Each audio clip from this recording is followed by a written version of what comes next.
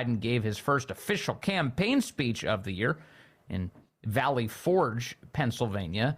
That is where, just moments ago, Joe Biden compared Donald Trump to Adolf Hitler and suggested that he is echoing the language of Nazi Germany, just to give you a taste of how this campaign's going to go. Echoing the same exact language used in Nazi Germany. He proudly posts on social media the words that best describe his 2024 campaign, quote, revenge, quote, power, and quote, dictatorship. There's no confusion about who Trump is. As soon as I heard him say that, I was like, I know that this is a lie. I went and I looked it up. It was on his Truth Social. It was a word cloud from a Daily Mail poll when it said the top result was what voters think is that Trump will be able to get revenge. That was the number one word. In the background, there's all these other random words that voters had, poll respondents had, and among them was dictatorship and whatever the other word is that he said. But meanwhile, I looked at Biden's word cloud. The big word was nothing. That's what voters think of Biden. They think that he'll literally bring nothing to the table should he be reelected. Oh, what a world. All right, joining us with a reaction to this speech now is Lynne Patton, senior advisor to former President Trump and a finance director for the Patriot Legal Defense Fund. Lynne, good to have you with us. Hey, guys. Good to be here. Thanks for having me. What do you make of this? This is the opening salvo of the 2024 campaign for Joe Biden. I mean, it's obvious that Biden is simply trying to distract the American voter by refusing to talk about how he's obviously devastated the American economy, worst inflation in U.S. history, decimated the southern border under his watch, and obviously made America less safe on the global stage. And the worst part about it is, like you said, the people he deems the greatest terrorist threat to democracy and our nation are the American people themselves, because over 75 million people voted for Trump. And now we know that a majority do not even think that the actions of January 6th rose to the level that Democrats have spent the last 3 years trying to paint them as. And I want to remind your listeners that Democrats actually said January 6th was worse than 9/11. Worse than 9/11. And, you know, I'm not trying to diminish what happened at the Capitol. I never would. But at the same time, you know, Americans have a constitutional right to a free and fair election, and Trump has always worked in his official capacity to ensure election integrity. To equate the peaceful speech at the ellipse and then, of course, the actions on 9/11 in New York, as a New Yorker myself, it's just it's vile. And it's a narrative that the American people aren't buying. Well, they're clinging desperately to it, the left is, because right now they are removing Donald Trump from the ballot in multiple states across the country in a clear effort of ballot rigging. And Biden has the temerity to stand up today in Valley Forge and suggest that he's on the side of justice and the American way. And that's the greatest irony, right, Vince? Because, you know, Biden is the real threat to democracy by weaponizing the Department of Justice, other government agencies, private and public sector, to go after not just the leading GOP candidate, but the leading presidential candidate by, according to many polls, in the general election. So who is truly interfering with democracy? And I want to remind your listeners that in terms of removing Trump's name from the ballot, you know, not only has Trump never been convicted of insurrection, he's never even been charged with insurrection. So, you know, I'm no lawyer, but we're confident that the Supreme Court will follow the legal decisions already made in countless other Supreme Court states that have summarily dismissed these frivolous challenges. Yeah, but even if, you know, some left-wing prosecutor did come along, if Jack Smith was like, I'm charging him with insurrection, that's still, by any reasonable person's count, wouldn't be a basis for removing a candidate from a ballot. The idea here is they have such a contempt for the voters and such a fear that the voters are going to choose somebody other than Biden that they work to remove Donald Trump as an option entirely. It's not an attack on Trump. It's an attack on the voters themselves. That's right. And Biden and Trump has no problem whatsoever with both names being on the ballot. Let the American people decide. But the reason why they can't do this, as we know, is because things were better with Trump. You know, Americans were richer with Trump. Americans were safer with Trump. Americans were stronger internationally with Trump. And the Democrats and Biden know that there's no way they can run on their actual agenda. Yes. So they have to smear, obviously, the greatest threat of all, which is Donald Trump, not democracy. Yeah, there's something, not just something, but this is all very dark and dangerous, what we're seeing from Biden. Biden stands in front of the American flag today at Valley Forge and claims that he's on the side of democracy. As you and I have pointed out, his party is actively removing his political opponent from these ballots, but also they've now imprisoned thousands of the people who did not vote for Joe Biden in the last election. They've also arrested and charged his political opponent, his signature political opponent, Donald Trump, now on multiple occasions. So what is it, 90-something charges so far? They are using every tool at their disposal to try and crush this guy because they're upset about the chances that he comes back to the White House. Well, that's right. And their goal is obviously to intimidate and persecute and bankrupt not only Donald Trump, but those of us who work for him, past, present, and future, so that Trump, in the end, is left destitute, bankrupt, and politically broken, spiritually broken, monetarily broken, and politically broken. And that is their goal. They want to leave this man with nothing and nobody. So they're arresting his bodyguard. They're arresting, or indicting his bodyguard, indicting, the head of maintenance at Mar-a-Lago, because they don't want people to think they're safe just by simply taking a job with this man. And I've just never seen anything like it. I don't know if your listeners know, but I've been with the president for about 16 years. I started off as a personal assistant in 2008, 2007. And, I was with them before they went into politics. And, I'm sure I'll be with them after they leave politics. But at the end of the day, I've seen with my own eyes a front row seat to how this family was embraced, truly endeared by, Hollywood, the left wing, Black America, Hispanic America. And as soon as he came down that golden escalator and announced he was running for president, the phone started ringing off the hook. All the contracts that were canceled, all of the, business dealings. This man does not need to do this.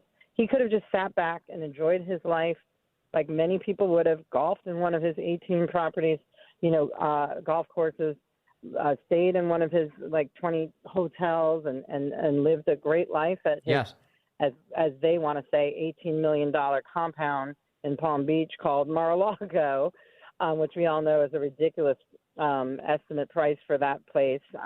But he didn't. He recognized that this country needed him.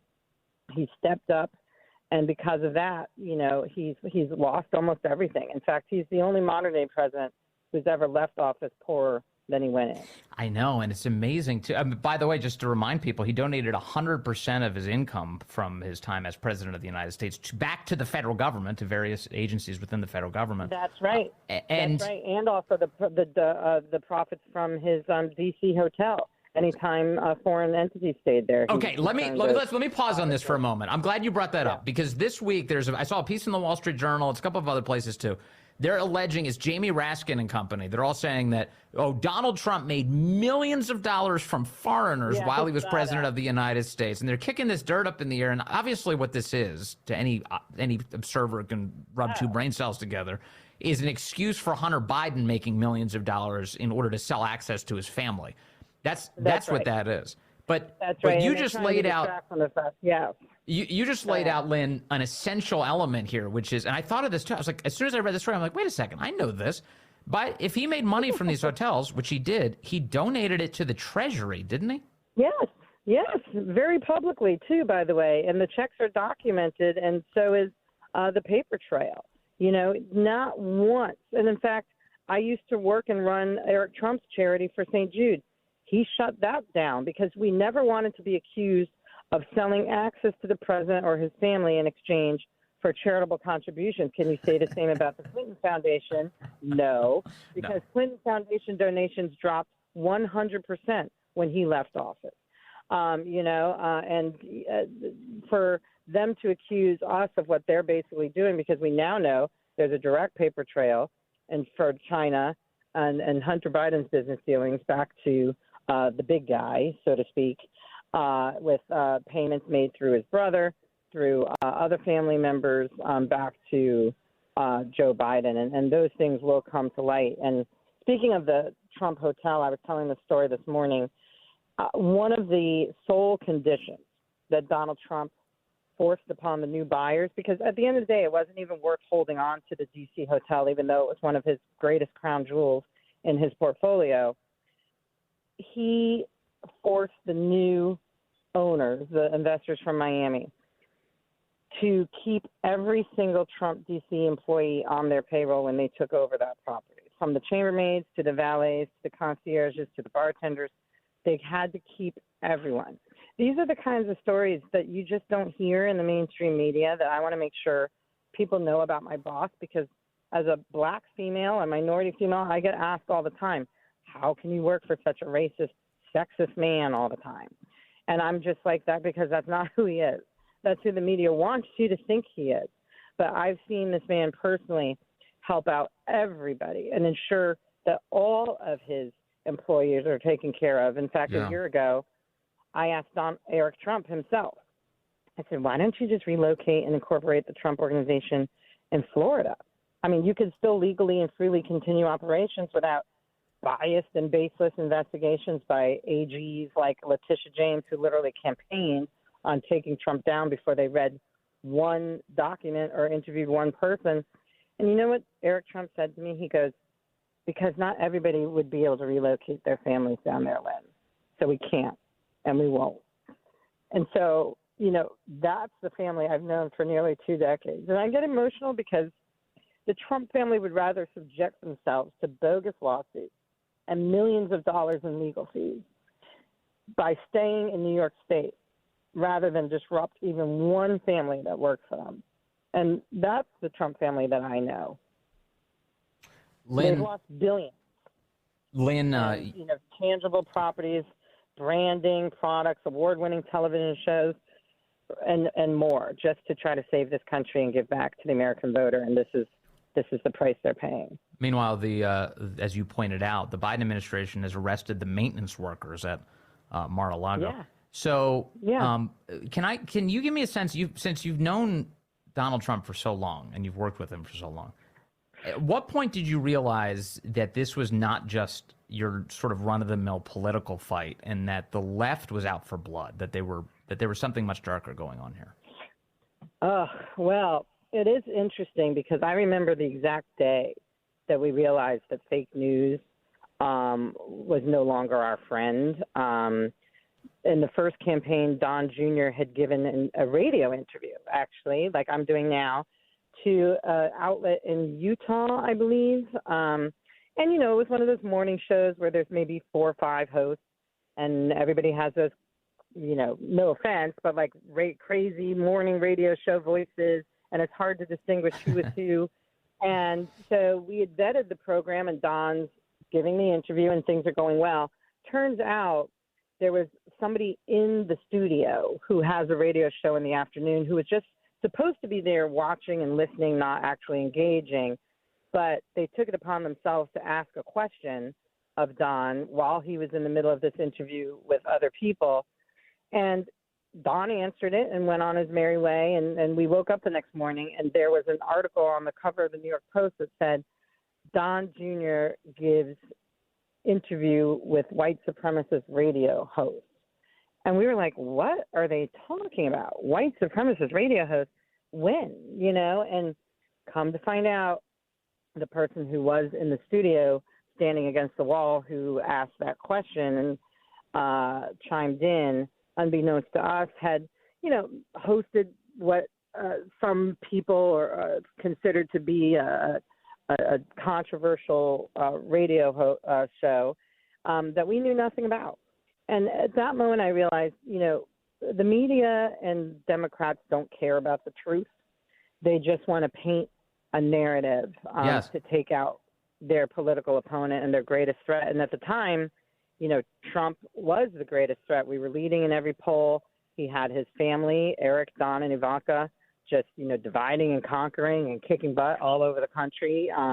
on his behalf, and they knew that they were up against a machine, you know, and Trump took down 17 formidable Republican primary candidates, we all remember, with Little Marco and what was it, Low Energy Jeb and Lion's Head, like all these things. And, you know, the most brilliant marketing I've ever seen. But that to me was kind of the moment where we realized, hey, the press that we used to know and love, that used to write glowing articles about the Trump family and everything they did or touched, is now just flat out making stuff up. Yeah, exactly. And that, by the way, that kind of story is like the hackiest possible thing you could do, which is because you're not assessing Don Jr.'s views at all. You're saying he had a conversation with somebody else who has bad views, and therefore he's bad. Correct. It's like the craziest thing. The headline was exactly what they wanted, which is, you know, implies that Don approved giving an interview to a quote unquote white supremacist. Lunacy.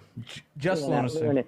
And that was, you know, child's play compared to all the other stuff they did next. Hey, Lynne Patton. I wish we could go back to those problems. I know. Those were the easy days. Lynne Patton, thank you so much for your time. We've got to talk to you again soon. Thank you very much. You're the best.